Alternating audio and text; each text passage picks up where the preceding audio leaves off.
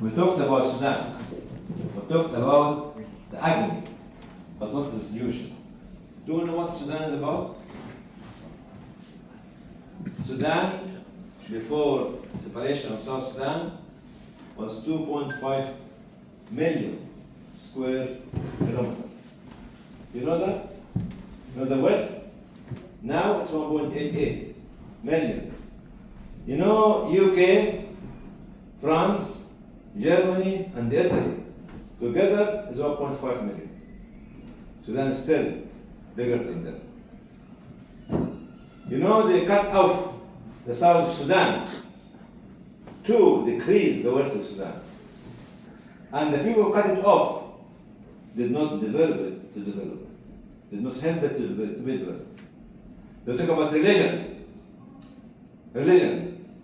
South and North were living together for years. Even John Grant, which is the late leader of the SPLM, or SPLA, was pro-Islam and was very close to Sufism. He was assassinated. And you know the history. You know the area of Darfur, which we talk about, is nearly 500,000 square kilometers. Bigger than UK, bigger than Germany, bigger than Italy, separate. You know how rich is Darfur? The war is there in Darfur. You know why people are coming to a country to steal what is there, and they call themselves Muslims. You know the resources of Darfur: uranium, gold, petrol, copper, diamond, silver, iron, and zinc, and more. We don't know that. We just talk about the people who are dead. But to still know why the people are coming to you, why they want to cut Sudan into many pieces, because they don't want to have a state which have Muslim or African people to stand up as a source of food, industry, or animal, or minerals. You have to know the politics behind the war in Darfur, the politics behind the separation of South Sudan, the politics behind the plan of cutting off the north or the east. When I visited Sudan in 2003, sorry, by the way, my first visit to Sudan was in the 70s, before you were born, sir. How old are you? I'm younger than you. 45. I'm 24. How old are you? 15. I'm 14. So together we can go together. Meet you around. See you around, huh? You know, the only thing which was not boycotted by the American is the gum Arabic from Darfur. Why? Because the American needs it badly for the Coca-Cola. Yes. Yes. You know the game. You don't know the animal language, you don't know the game. You know how many animal heads in Darfur? 18 million. 18 million. You know the current wealth of the animal heads in Sudan is nearly 100 million. We sat down, talk about the agony of rape, women, others. But the real problem is they want to cut Sudan to many pieces. And that's what I heard in 2003 when we were going around to discover the south. Wow, Juba, Malakal, Rumbek, Baht al-Ghazal, and all these sort of things. I don't claim that I'm an expert in Sudan, but I believe in Sudan. But I love Sudan. But I am Sudanese more than yourself. Do I have to wear your jalabiya to be Sudanese? No? You have to say, hey, Zol to be Sudanese? No. Sudan is in my blood. If you take 1 liter of my blood, you find Sudan there. Because we started Islamic Relief in Sudan. Sudan was and is the teacher of all so-called humanitarian workers. We all learned how to do what we call humanitarian social work in Sudan. Sudan was the host of millions of refugees for years from most of the African countries, with a smile with water, with حب, with compassion. This Sudan that we are trying to cut it into many pieces, actually, and to steal its resources. This is Sudan. When we look at any country, any problem, we need to look at the geography, the borders, the people, the history, the value, the culture. The softest people in the Muslim countries are the Sudanese. When they are poor, they give you food. When they are thirsty, they give water. When they don't have any place to stay, they let you to take their home, their house. This is Sudan. So when we look at the resources, we know who is our enemy. We don't blame when we know who is our enemy. Even if they call themselves Muslims. Islam is not by the title. Islam is by the action.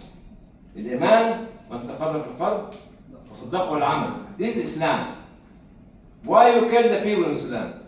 For what? For gold? For uranium? I meet you for Allah. But before I meet you Allah, I stand firm. Sudan now, it needs advocacy. We don't need any tears anymore. Advocacy and research and stand together. Because if we pressurize them, we'll twist their arms. Most of the diseases that we are suffering from is because of the food we eat. I'm not going to talk about this kind of new thing because of the white flour, which is coming to us from different countries to make us sick. To make us sick. To have this kidney dialysis, to have this, all this industry. Anyway, that's beside the point. Look at what you feed the people there. The more you give them white flour, the more they become sick. Kwashiorkor, marasmus. I used to be a medical doctor, but I was with the dead bodies. I leave my hands cut. Bismillah, mashallah. Bismillah, mashallah. Bismillah, Bismillah, mashallah. Hundreds of bodies. So, to be very honest, look at the food that you send to Sudan. Could make them sick more and more. Look at the best of the food we should eat, but what is left at our home, we can send it there. See? And this is the issue. Now is advocacy. Standing together. Don't give me £1 million. Stand next to me, shoulder to shoulder. Raise our voices in the House Common. Everywhere, everywhere, everywhere.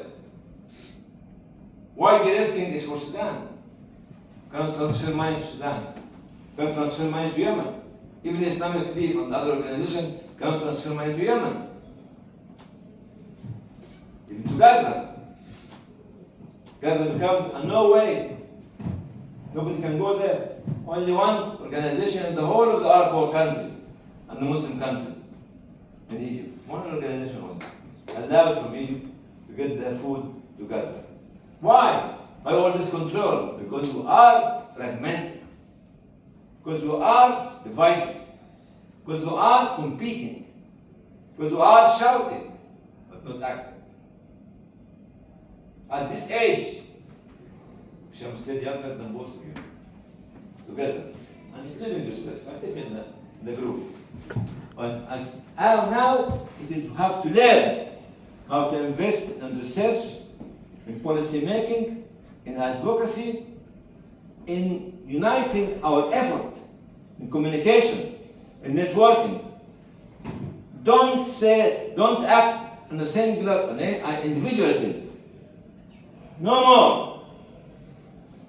Every time we do that and we compete for the fund from America or the fund from Europe, some other part of the body will be cut off. Cut off, cut off, cut off, cut off, cut off. And then we keep crying. We need to stop to become firefighters, to become reactionary. We need to become proactive, preventive, and directing, and leading. This is what we need. If you are with the collective, then do that. Islamic Relief, come on sister. You are Islamic Relief. Huh? Come on next to me. Come Come on, I have to be risen high when I stand to my senior. Senior in the status, not in the age. Because always women are younger than. Don't worry. When they graduated me from Islamic Relief, I was graduated, huh? Yeah. Thank you. I was graduated in 2008, but they told me, get out and do something good. We are still suffering of bringing people together for the last 18 years. 18 years we are begging. What's Fadi? Get Fadi from outside. Fadi. Go and get her. ماشي ولا ايه؟ لا I can hear his voice. Can hear his voice. Is he outside? Fadi is suffering because they cannot bring people together. Huh?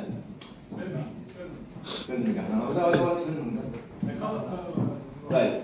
He is suffering since 2009 to bring a handful of organizations and convince them to work together. This is the issue. The issue is not Sudan. The issue is not Gaza. The issue is not Yemen. The issue is not Darfur. The issue is us. What's going to be broken down? The issue is you. The issue is me. You see? That we cannot sit down to work together. 18 years after my graduation from Islamic Relief, I'm still begging, not for the million, for the £100, for the £1,000, £2,000. This is the issue. If we don't know the issue, we'll keep crying, chasing our tail ends like headless chickens. Headless chicken. Unfortunately, we talk about our journey. My journey with what we call it humanitarian work. I call it, brother, because you are theologian, humanitarian work. It's my new terminology. Go back to the creator, not the human being. Produce your own terminology. Produce your own definition.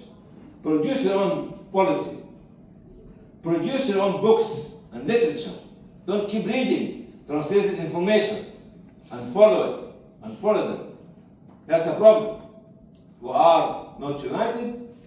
I'm suffering, Fadi is suffering. All of us suffering. Because what? We cannot talk and walk together. You want to say something? I think you've said everything that needs to be said. But I need to hear you. Okay, I mean, I just echo everything that you've said, and I think the talk about advocacy and campaigning is really important. It's something that we're doing a lot of at Islamic Relief. We've been talking to everybody that will listen to us, everyone that we can get an opportunity to have an audience with about the need to do more in Sudan, but actually it's not just going to be delivering programs in Sudan that's going to solve the issues there. We have to get international actors working together to try and bring about a long-term peace solution in Sudan, and that means putting pressure on the government here, it means putting pressure on governments internationally and putting pressure on multilateral actors. We ran a big campaign at the end of last year with the Sudanese Diaspora Network in the UK called Are Your Eyes in Sudan. We're going to continue that work here in the UK to keep talking about the work in Sudan and keep talking about what's needed and what our government can be doing and what other international actors can be doing. So I just echo everything you can say, Dr. Hani. Thank you. You know, this brother, he is creating a new big initiative. Come here, I have to announce you. Because it's not only, I don't want here to just cry, to celebrate. MIF. Tell them what's MIF. I want them to go out with the hope that somebody is working. Absolutely. I agree. Come here, تعال. Fadi. تعال. I'm just standing in for you, bro. No. There, go on. Muslim Impact Forum, it's 2 years old. It's a conference or a forum to try and bring together Muslim charities, almost to force them to work together. I have been in the charity sector. I have the pleasure of working with Ethar Relief. Sorry? The name of the platform? Muslim Impact Forum. Inshallah, we here in the UK at some point as well, but it happens in Turkey at the moment, in Istanbul. The Sheikh was on the left, we were privileged to have him this year as well. But the idea is really to work together, and echoing again what Sheikh has said. That a lot of times we have the money, we have the resources. The fact that we don't work together, we can't amplify our work. It could be amplified 10 times over as long as we sit down at the table together and see, let's not duplicate this, not replicate this, etc., etc.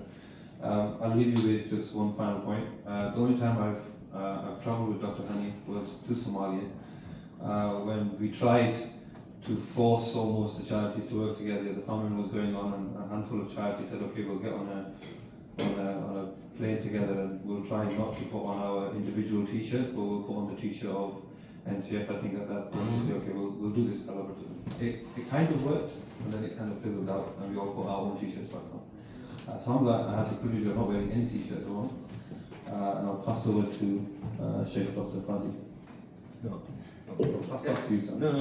I was coming for. I'm talking about the collective. Welcome to talk. And then we are. And I spoke to Anita when you were busy in the morning having a very important online session. I think what the brother Sajjad just said and Dr. Hani is reminding us about is, which I just said to the brother, that can we have a few minutes on the camera.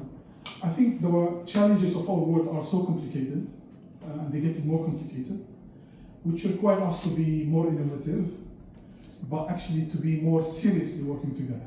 Seriously. You may not like me, Sajjad, but I like you. I love you. So. I mean, I like him, but I love him. So. But in the end of the day, I think the cause and the state of our world is just give us no excuse anymore to just keep going business as usual. Our ummah is tested at different levels. This world, even not just beyond the Arab and the Muslim community, the world is going through a crisis at the moment. You know, crisis of ethics, crisis of akhlaq, of manners, crisis of politics. And we actually feel ourselves as a ummah is like a football, just being kicked around. And we actually need to stop being a football and start really come back. يعني كنتم خير أمة, you know, we're among the best of ummah to be sent. So what are we doing? We're just being basically pushed around at the moment, and it's time to stop. And they start not really at the macro level, it's at the micro level of adding value as individuals, as organizations, as charities, as communities.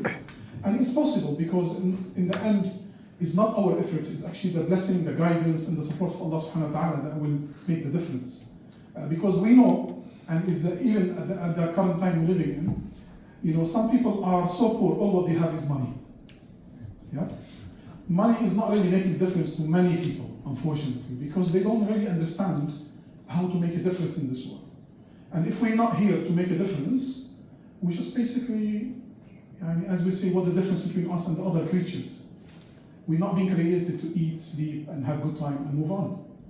We actually supposed to have a vision, a mission, have a message as ambassadors and the followers of the best of the Prophet Sallallahu Alaihi Wasallam. So may Allah subhanahu wa ta'ala use us, utilize us, and not replace us. Help us, guide us, give us the strength, inshallah, to serve well, to serve better, and make sure, inshallah, that we together can pull to make sure this world is a better place, not just for us, for everyone else, inshallah, and anyone who's, as I say, you've been sent as a mercy to all mankind, not just to Muslims or even not to just for humans. Jazakumullah khairan. Jazakallah khair. Brother, come on. So, no, you, because I need to finish now. I think what we need to, what I need to understand, what I need to understand, how to bend my back to everyone who is in need. This is the message for all of us. When we started 43 years ago, we had no money. We had no vision. We had no office. Now, alhamdulillah, thousands and thousands and thousands of Muslim charities in the West and everywhere followed our footsteps. Very simple beginning. Prophet ﷺ was one man, with his wife, one woman, with his cousin, one young boy, with his friend, 4. Now we are 2 billion. It takes a long way to to go, but it needs بالإيمان, صبر, عمل, actually, and being humble and showing humility to the community who is feeding. To be very honest, all the money we raised in this room for the organization belongs to Sudan. And the Sudanese people who are suffering are paying the salaries for the people who are not suffering. And this is how can I end? We take our salaries from the fund of the people who suffer most.